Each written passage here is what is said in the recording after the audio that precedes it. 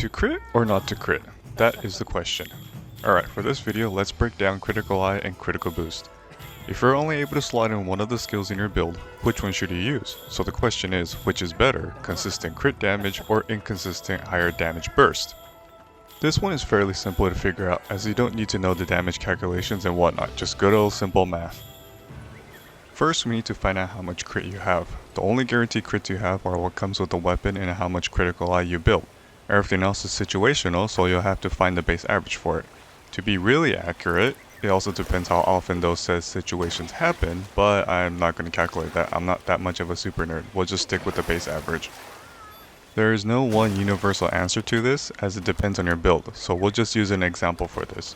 If you're running Weakness Exploit with the Gore Magala set, you have 30% chance from hitting the weak spots with Weakness Exploit, 50% from hitting wounds with the Weakness Exploit skill, and 25% for curing Frenzy with Antivirus. We need to note down any and all possible crit situations you have, so we have 4 situations for this build. 30% on the weak spots, plus the 25 with Antivirus, 50% for hitting wounds, and again 25 with Antivirus. Add up the total percentage and divide by the number of situations you have. So we have a total of 210% divided by 4 situations and leaves us the base average of 52.5% crit chance.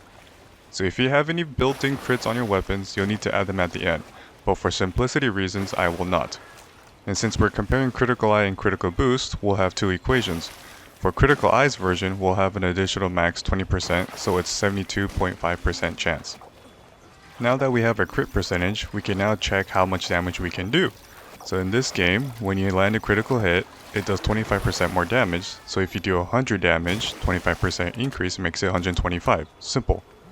With Critical Eye's 72.5% crit chance, if you attack 100 times, 72.5 times will be critical and 27.5 times will be normal. Therefore, our damage is this. Critical Boost, on the other hand, increases the crit damage percentage, so instead of the 25% increase, it'll be max 40%. So statistically, you'll do more damage with Crit Boost. But going back to the crit chance situations, this was just an example, so if you have Agitator, Maximum Might, or any skills that give situational crits, then you'll have to add both with and without the crits. Yes, there's going to be a lot of variables the more you have. With that said, similar to Critical Element, Critical Boost activates when landing critical hits as well. So the next question is, how much crits do you need for Critical Boost to be effective? Now this I have a solid answer to share. For this context, if you're able to add X number of skills into one, you also have the option of adding the same number of skills for the other.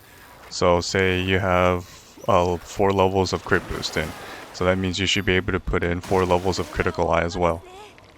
Crit chance needs to be 34% or above for Crit Boost to be better than Critical Eye. So Crit Boost level 1 through 5 at 34% crit chance will do more damage than the additional 4 to 20% crit chance with no Crit Boost. So as long as the base average is 34% or above, build Crit Boost. Alright, this is it for this topic.